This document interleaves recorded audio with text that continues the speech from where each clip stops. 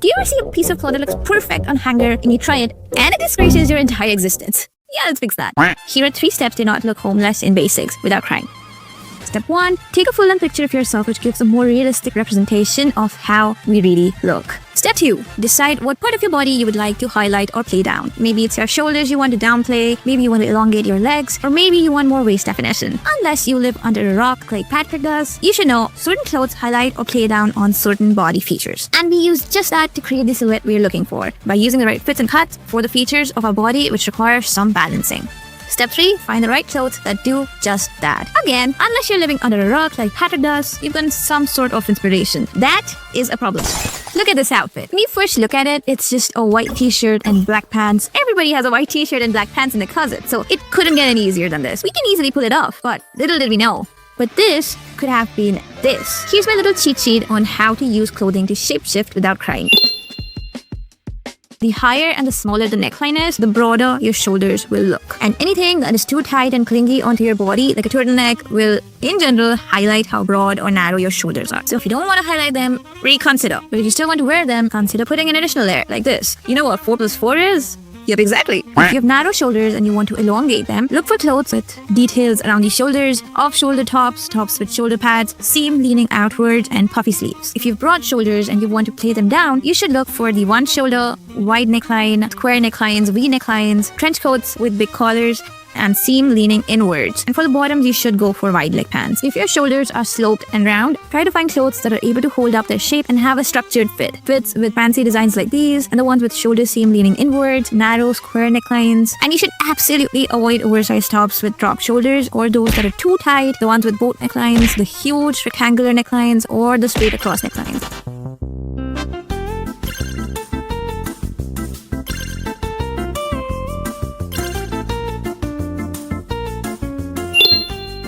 If you have a rectangular or apple body shape, meaning having a teeny meeny Victoria's Starving Secret waist isn't your strongest suit, then high-waisted skirt or high-waisted pants with straight cuts or wide leg pants and belts and tops and dresses with a well-defined waist are your best friends. But the high-waisted pants can be a double-edged sword, because the right ones can make you look slimmer, the wrong ones can highlight your tummy in the wrong way and make it even worse. So how do you find the right ones? Number 1, fabric. Number 2, color. And number 3, design. Stretchy pants tend to be clinging onto your stomach. Instead, what we need are thicker fabrics. And these are the fabrics that can hold its shape on its own without clinging onto your body. Next, the color. My go-tos are the darker colors, blacks, navies, grays. They're going to give you that slimmer look, especially if you pair it with a brighter color top. Obviously though, the best fashion advice is still to go to the gym and look like you touched some grass. Next, the design. Pants, shorts, skirt, and skirts with white pleats in the front add more structure to the fit and leaves more space to smoothen and hide your tummy. Here's the game plan. If you want to look slimmer, either wear contrasting colors or contrasting volumes. If you wear a fit top, it defines your upper body. And if you pair it with an oversized bottom, it creates the illusion that you have curves. If you wear a dark colored top and pair it with a lighter bottom, the top will minimize the broadness of your shoulders, and the light pants are going to draw attention to your hips and your legs if that's your biggest strength. If you want to de-emphasize your belly, tops and dresses that skim over your waist but nip right below the bust help you hide your belly while also emphasizing your waistline. Also, fabrics that are shiny and clingy highlight your tummy, while fabrics with matte finish and structured fit play it down.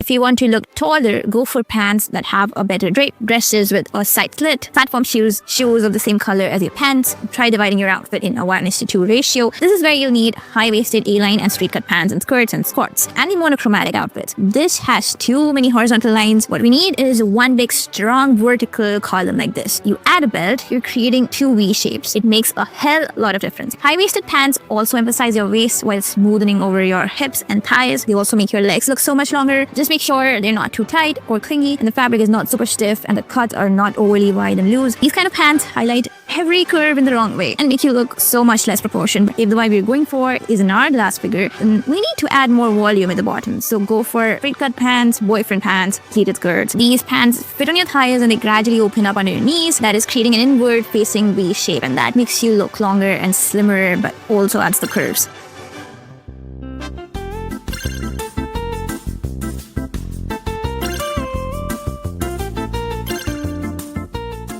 You want to minimize your chest, go for V-necks, shirts with at least 1 or 2 buttons open to again make that V shape. Emphasize your waistline, wear structured garments, and avoid soft, shiny, clingy, unstructured fabrics, high necks and turtlenecks, the ones with crazy works like these, and the oversized tops. But if you want to maximize, then you should do the opposite.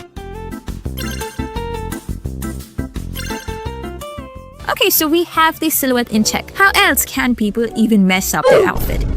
Okay. Yikes. The colors. As a fashion newbie, you should never dress in more than 3 colors because it will just look disjointed and overdone. What you need are neutrals. Black, white, grey, beige, brown, navy, and the denim that is in the classic blue wash. By incorporating more neutral tones into your wardrobe, it makes it so much easier to just slap an outfit together and not really have to think about it. The cheat code is either go tone and tone, which means you match the same color with different fortitudes and saturations, or tone on tone, where you match different colors but of the same tone, same saturation and fortitude. But hold your damn horses. You wear the neutrals and it still looks too basic. The more plain your clothes are, the more you'll need a bag, a necklace, some cool accessories to elevate the outfit. The last thing you want to wear is your confidence. Confidence in an outfit is more important than the outfit itself. So chin up, stand tall, know that everyone is stupid and God loves you. Hey, what is that? There's something on your face. Is that cuteness?